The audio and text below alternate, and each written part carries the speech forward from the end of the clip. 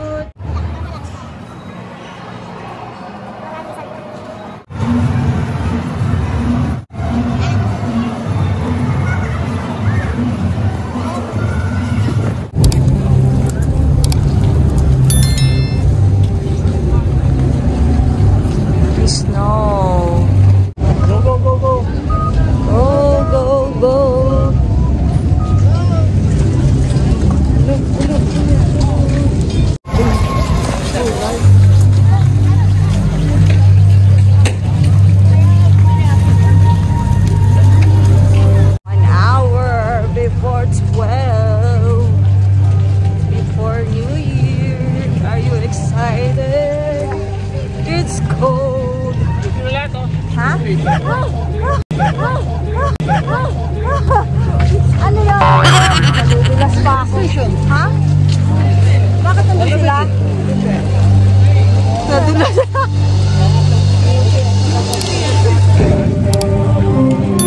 Nadudulas pa ako. Thank you sa aking Ray-Ban Meta na hindi pa gumagana. Hindi ko pa alam kung paano paganahin.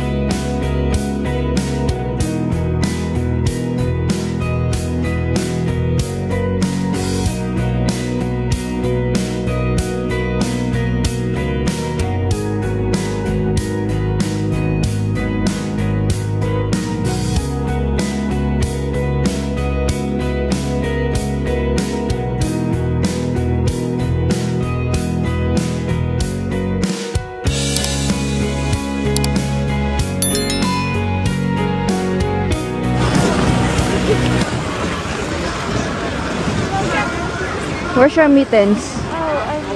You don't have? You don't have? No!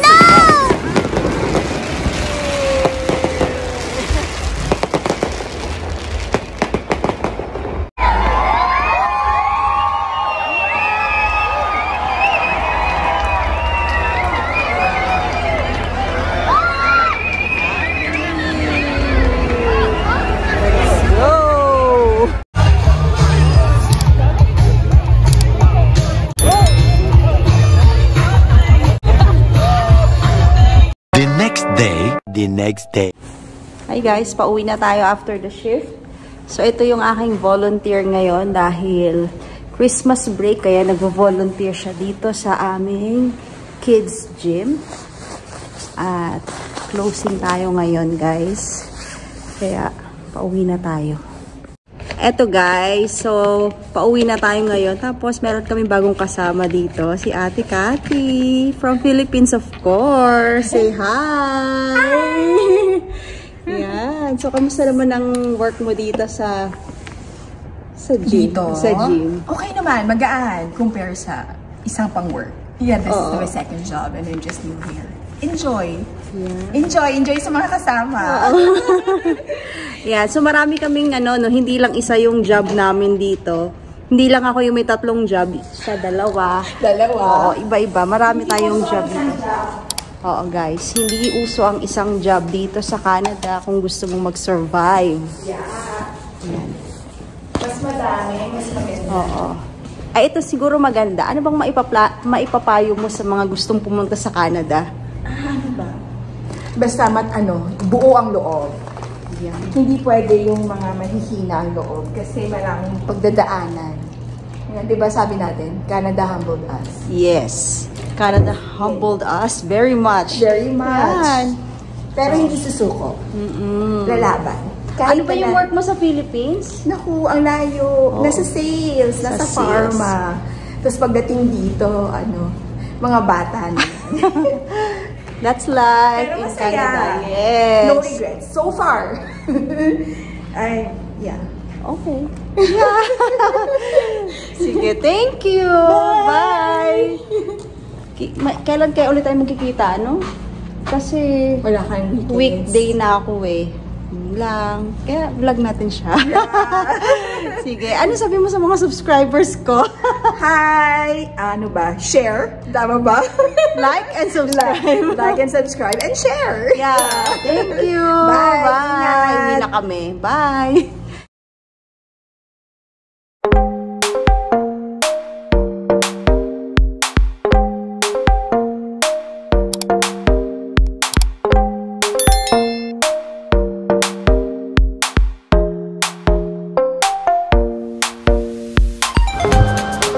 Ayan guys, nakauwi na tayo. So, ang oras ngayon ay 7:30 PM.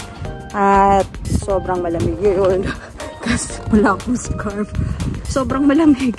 7:30 PM yung shift ko natapos.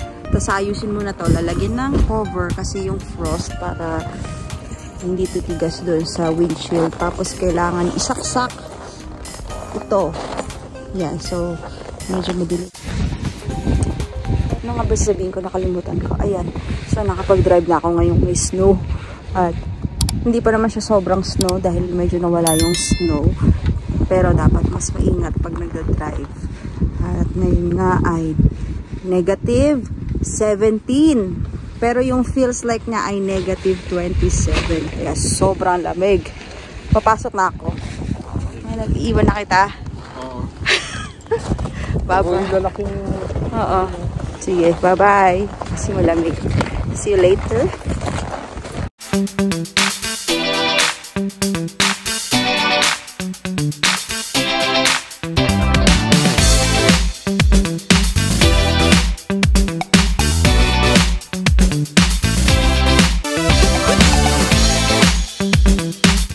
Hi guys! Welcome back to Jill in Can at happy 2025 sa ating lahat, sa buong mundo, saan man kayo ngayon ay happy New Year sa lahat. Ayan, so yun na nga yung mga nangyari sa amin for the past few days. Nagkaroon ng New Year's Eve kami sa Churchill downtown dito sa Edmonton, Alberta at 1 hour kami doon. So parang 11 to 12, a little past 12, nandun kami. At nakita namin yung munting fireworks nila. So, nakakawaw na din kasi yun lang talaga yung nakita namin fireworks dito. At sa kalagitnaan ng fireworks na yun, malapit nang matapos pero talagang giniginaw na kami. So, may mga dome doon na pwedeng magpainit, no? Siksikan yung mga tao. Kaya lang kung may mga sakit, syempre hindi natin maiwasan. Magkahawa-hawa na talaga yung mga sakit doon. Ayan, so sobrang ginaw nun at January 1, the first day, no? So, last year ay nagpunta kami sa Elk Island at medyo maaraw yung time na yun last year. Pero ngayong 2025 ng January 1st ay nagstay lang kami sa bahay kasi nga sobrang malamig nung New Year's Eve at mas malamig pa nung January 1st. So, hindi na kami natuloy mag-Elk Island. So, kaya ngayon ay meron lang kami pupuntahan. Mamaya, today is Saturday at meron kaming schedule ni Celestia for blood work. So, meron lang ni-request yung doctor na i-check para sa amin, mga ganyan. Tapos, ay may pupuntahan tayo mamaya. So, siguro sa next vlog na yon. So, anyway guys, napakita ko sa inyo na kasama ko during this Christmas break sa aking isang work sa Kids Gym ay ang aking only boy, no, aking uniko iho na nag-volunteer doon. So, sinasama ko siya doon. So, although wala naman siyang sweldo doon, binibigyan ko lang siya ng konti para ma-motivate na sumama. At gusto naman niyang tumulong sa akin dun sa work na yon para sa kanyang experience. At bibigyan naman siya ng letter of reference in case na kailangan niyang maghanap ng work for summer. Yan. So, kasi dito, mga 14 pa lang talaga. Nag-work naman talaga yung mga bata dito. Pero siya, 17 yun. So, I think, depende sa level nila capacity yan. So, I think, medyo okay na siya. At least, na-experience niya ano yung work dito. So, kung meron kayong mga anak dito, guys, no, pwede nyo ipa-experience sa kanila. Pwede kayong mag-join sila ng mga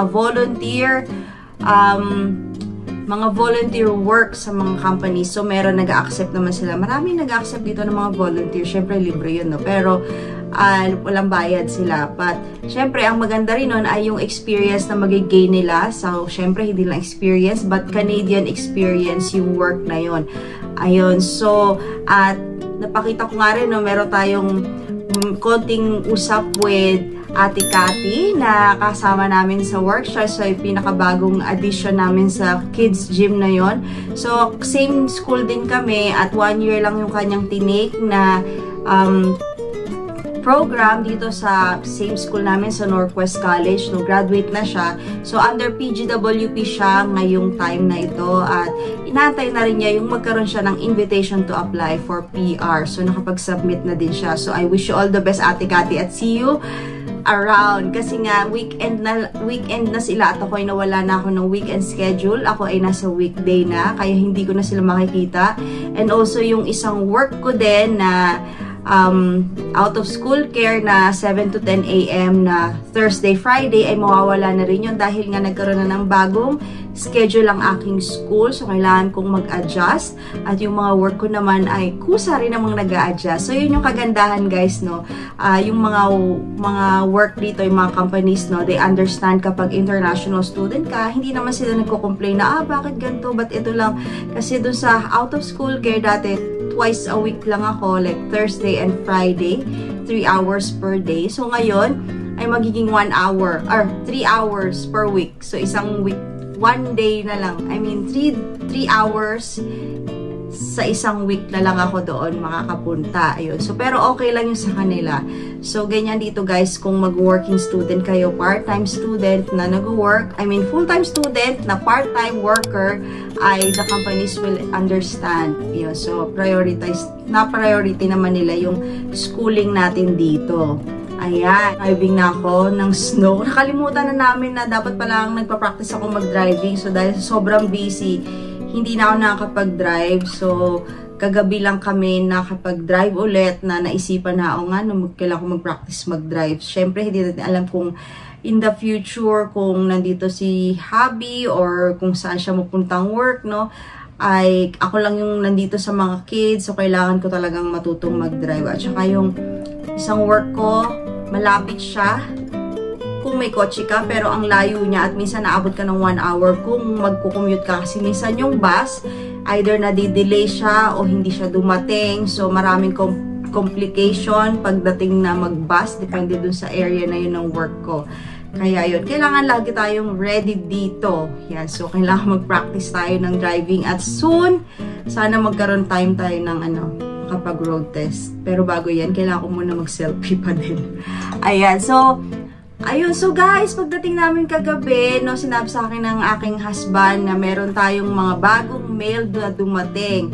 So, isang update nga pala ay, nagkaroon nga pala ng Canada Post strike dito. So, yung yung post office, yung ganyan, ay nagkaroon ng strike dito sa Canada, no, sa buong Canada yan. So, from November 15 hanggang December 17 yung strike na yun. So, 4 weeks, no, walang galawan, walang mga mails na dumadating, yung mga packages, mga parcels, nadidelay unless kung Amazon yon, minsan nadideliver yon.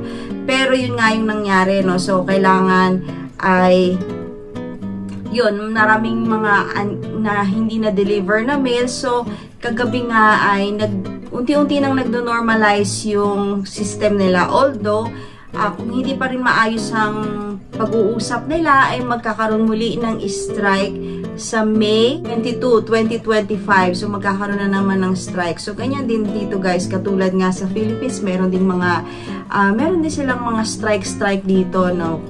Kasi, syempre, yung mga usapan ng mga sweldo, yan, kung ano man yung mga kailangan nilang iayos. Yan.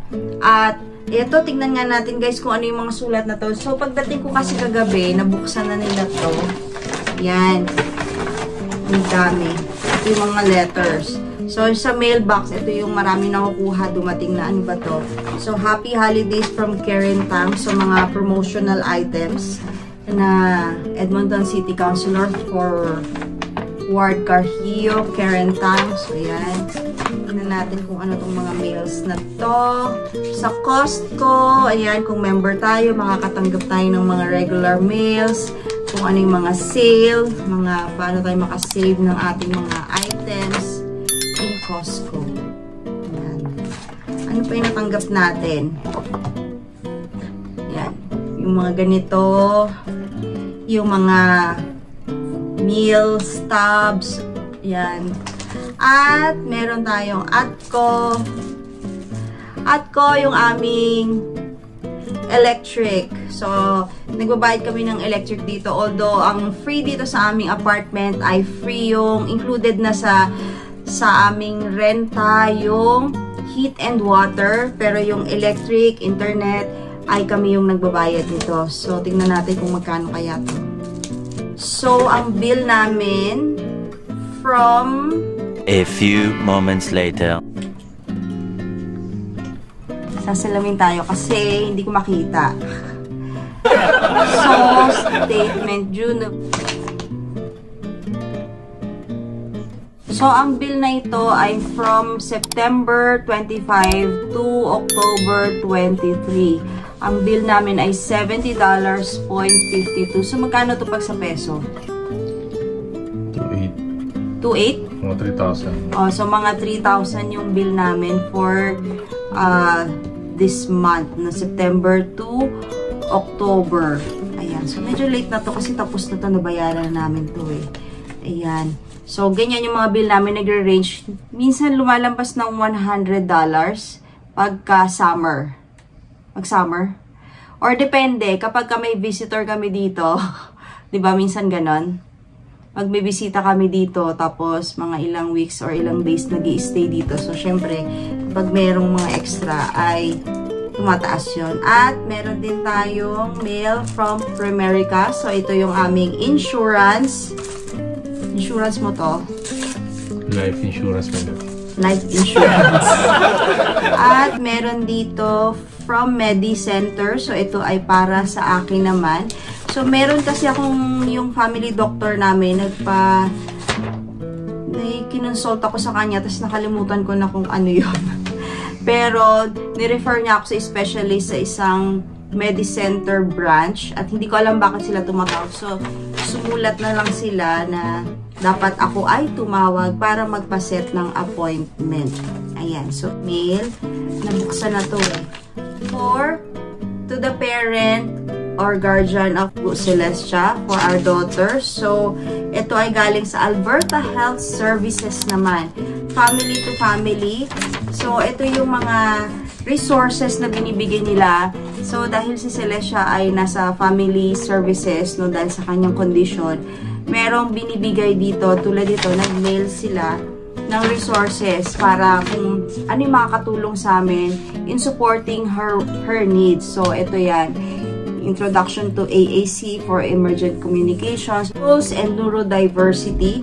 So, dahil isa sa mga goals namin para kay Celestia ay hindi siya maging picky eater or hindi lang laging milk yung iniinom niya. At making meaningful and motivating child-focused goal setting yan. So, ito yun. Meron ditong 4 na mail from Sun Life. 4 yan. 4. Okay, so isa-isa to guys. So, ang 4 na ito ay parang sa aking 4 na anak, although 5 sila. Ang hindi kasama dito ay si Sofia dahil siya po ay 18 years old na. Itong 4 na to ay galing sa Sun Life. Ito yung kanilang dumating na ang kanyang Canadian Dental Care Plan. Wow! So, iniisip ko dati kasi sa school namin, pwede kong i-add sila sa insurance ko. Like the dental, yung mga drug prescriptions, yung mga salamin, ganyan. So, pwede silang i-add doon. But, syempre, mag-a-add ako ng additional payment for that. Pero, iniisip ko paano kaya ito wala silang dental for habang wala kaming insurance talaga, no? Pero dito sa Canada, sa mga low-income families ay nagbibigay sila ng Canadian Dental Care Plan. So, ito yung card. Ayan. Ayan, may card na, diba? So, ang mail na ito, dumating ito last year. So, last year, nung November 1, sumulat sila sa amin na yung Canada Services na meron ng Canadian Dental Care Plan. Ang magko-cover nito ay para sa mga 1 or more dependent under the age 18 in your household who could qualify for the Canadian Dental Care Plan. So, kung wala silang access to employer-sponsored, pension-sponsored, or other private dental insurance, we are invited to apply on their behalf. So, in-apply ko sila.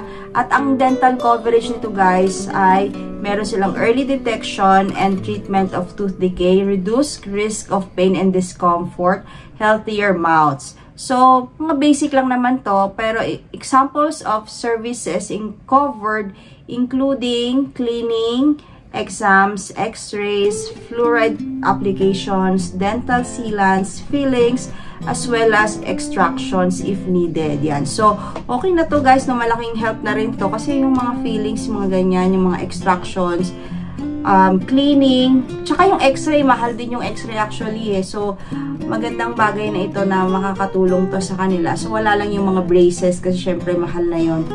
Ayan. So, ayan, kailangan lang namin magpa-schedule sa dentist, no? Kung kailan kami magkakaroon ng time na pumunta dito. Ayan, so 4 na ganito yun guys, except for my 18 years old, so hindi na siya kasama. Si Celestia kasama din dito. Ayan, so napakaganda ng benefit na ito. Ayan, so thank you talaga na meron tayong ganitong benefit dito sa Canada kahit tayo ay newcomer or immigrant dito sa Canada, ay meron pa rin silang mga pinoprovide na ganito. At okay, tapos meron pa pala tayong isang letter na natanggap mula sa, speaking of IRCC, ay nakatanggap tayo ng letter from IRCC. Ano kaya ito guys? So, tingnan natin. Ayun. Finally, dahil nga nawala na yung strike, natapos na yung strike, inaantay ito ng aking mother dear na kanyang visitor record. So, yung kanyang papel for her visa extension as visitor dito sa Canada. Tanggap niya to ay November 25, 2024 at it will be valid until November 25 this year, 2025. Yan. So, 1 year yung kanyang visa extension dito sa Canada. Yan. So, meron pa tayong help. So, yan yung isang reason guys kung ba't ako nakakagawa ng maraming work habang nag-aaral ako kasi nandito yung aking mother para mag-help sa aking bahay, no? Pagluluto, yung mga ganyang bagay.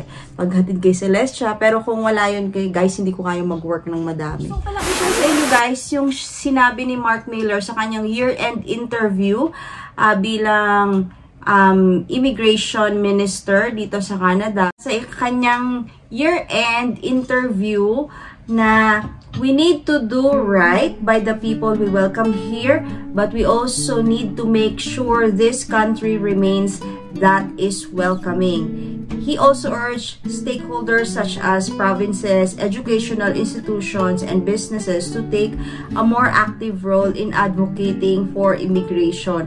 So, alam naman natin guys na nagkaroon nga ng mga maraming restrictions, but gusto pa rin ni Mark Miller na gawin natin yung right para sa mga tao. That's why, yung mga ganitong services, hindi naman nila pinagkakait, but they are still given to the people who were invited to come here or who had intentions, no, nagkaroon ng intentions to come here, na ma-welcome pa din sila, and that he wants to make sure that the country remains welcoming. And also sa iba niyang in other of his statements dito na sinasabi niya na to be inclusive, na so na kung ano yung dati nila na ginagawa na inclusive, welcoming, i-keep pa rin nila na magiging ganon. And sinabi na there's also a number of measures I need to announce that are about fixing the asylum system, fixing some irritants at the border, as well as some visa measures. So there's some more work to be done there. I think there will be a suite of announcements between now and January, and while I can't divulge more, I think the larger ones that have larger impact on numbers have already been announced. So magkakaroon pa rin tayo ng mga announcements pa rin, guys, at kailangan abangan natin to. At ito pa sinabi niya, we need immigrants to keep the labor force young, but we also need to ensure this country remains welcoming and inclusive. So, ayun guys, medyo ang statement na ito is very comforting sa mga immigrants, sa mga newcomer. So, sinabi niya, what you sometimes see interpreted as a souring on immigration is often a criticism of the immigration system or border, not of immigrants per se. So, yun yung sinasabi niya na hindi naman yung mga immigrants ang may kasalanan, bakit sila nandito, bakit ganito. But, inaamin din naman niya na yung pagtingin ng mga tao sa mga immigrants is because of the immigration system, no? Yung mga pagkakamali, yung mga criticism doon. But, hindi talaga yan sa immigrants, no guys? So, wala tayong, kung tayo ay mga newcomer dito, we are just here because we want to pursue our dreams, and this country welcomed us, at gawin na lang natin kung ano yung magandang bagay na i-contribute natin dito sa country na ito, na tumanggap din sa atin. So, yun lang, at maraming salamat sa oras ninyo, at kung hindi pa kayo nakasubscribe sa channel ko, please don't forget to like and subscribe, and please don't forget to comment down below ano yung mga thoughts nyo, naiisip nyo, or questions nyo tungkol dito sa vlog na ito, at please don't forget to hit the notification bell para updated ka sa mga next vlog ko. So, yun lang guys. See you in my next vlog. Bye!